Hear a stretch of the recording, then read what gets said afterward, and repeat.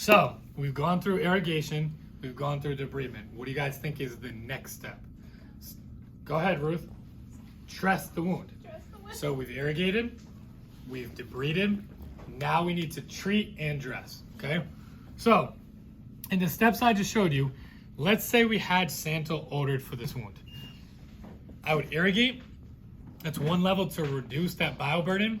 I would mechanically debride, and then I would add the Santal. And then after the Santal, I would dress. You guys with me? Okay. Now, when it comes to treatment, there may be other additives outside of dressing treatment options that are ordered by the provider or that would be followed by a protocol. What may be some of those options? Antibiotics? I'm hearing different things. Culture Culture what? of the wound. Okay, so I might be ordered with the wound. We might culture the wound. I'm talking about treatment modalities though. Oh. Silver, potentially, mostly used for burns in the cream variation, but we have other variants of silver.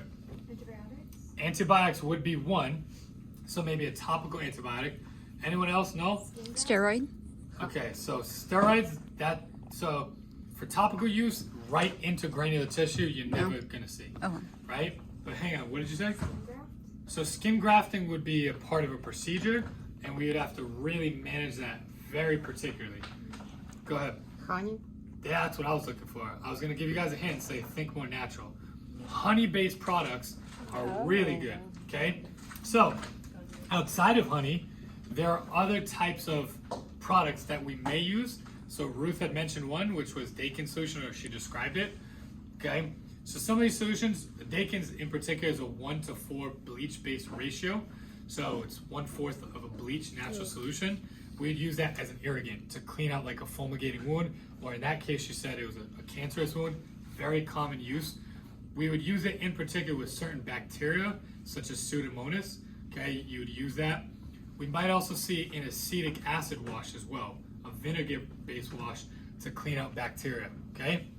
With honey, specifically meta honey, so meta honey is synthetic. The better version would be Manuka honey.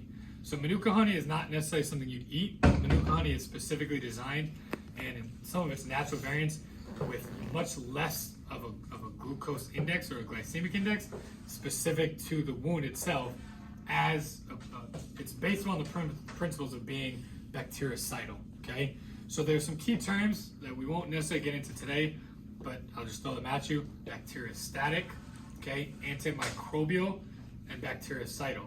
And then there's, of course, antibiotics. It is important to be familiar with those terms and identify and understand what they do differently, okay? Because an antimicrobial is not necessarily an antibiotic. Does that make sense? Mm-hmm. A bactericidal is not necessarily bacteriostatic, okay? So, honey is another good product. Manuka honey in particular is very expensive. Meta honey, which would be specific to a brand, is actually pretty affordable. Elena.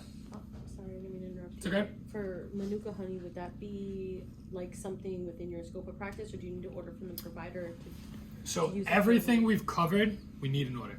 Believe it or not, unfortunately. So this would all be considered. So most of what I've shown so far would be a standard SOP or standard operating procedure. Okay. However, with that being said, we're still doing something as an additive to this patient. So unless the hospital has a protocol that covers it, you would need it specifically ordered by a provider. That includes mechanical debridement, any dressings, any treatment modalities. That's outside of our scope of practice. Okay. But most facilities at this point now have protocols, nurse-driven protocols that would guide. You have a full thickness injury, do X. You have a partial thickness injury, do Y. Okay? It's like a standing order. Standing procedure. It's a nurse-driven protocol. Okay. Yep. Okay? So, to Ruth's point with silver, which she did give it to me. No, she didn't. Nope. Okay. No. So, okay. This product here is alginate, and we're going to cover this in a second. But it's very common to see silver-infused alginate, okay? And this product is an absorbent, so we would use this as a primary dressing directly in the wound bed, and silver would be infused into this dressing, and that would be bactericidal.